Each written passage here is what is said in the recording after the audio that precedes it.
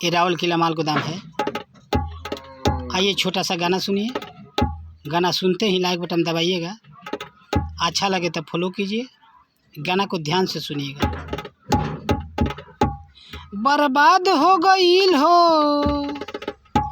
बर्बाद हो गईल हो, बर्बाद हो गईल,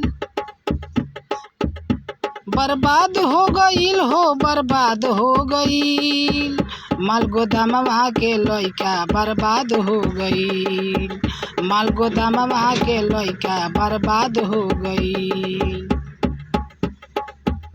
बर्बाद हो गईल हो, बर्बाद हो गईल, बर्बाद हो गईल हो, बर्बाद हो गईल, माल गोदामवा के लइका बर्बाद हो गईल, माल गोदामवा के लइका बर्बाद हो गईल।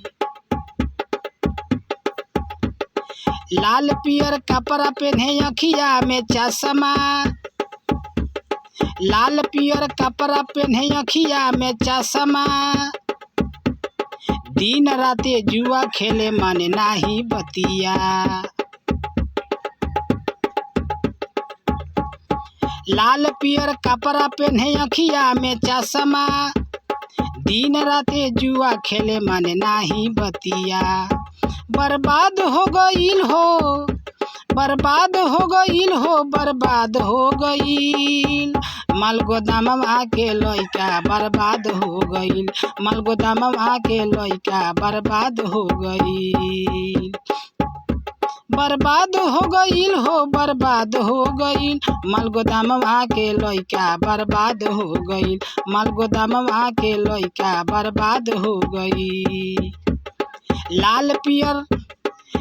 पियर कपड़ा पहने अखिया में चश्मा, दिन राते जुआ खेले मन नाही बतिया, लाल पियर कपड़ा पहने अखिया में चश्मा, दिन रात जुआ खेले मन नाही बतिया, बर्बाद हो गईल हो, बर्बाद हो गईल, माल गोदाम के लइका बर्बाद हो गईल, माल गोदामवा के लइका बर्बाद हो गईल।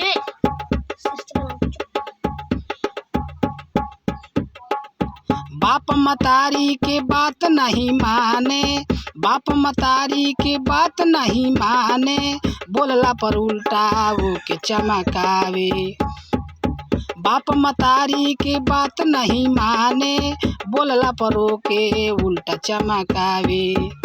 बर्बाद हो गईल हो, बर्बाद हो गईल, बर्बाद हो गईल हो, बर्बाद हो गईल, माल गोदामवा के लइका बर्बाद हो गईल, माल गोदामवा के लइका बर्बाद हो गईल, माल गोदामवा के लइका बर्बाद हो गईल, माल गोदामवा के लइका बर्बाद हो गईल, माल गोदामवा के लइका बर्बाद हो गईल।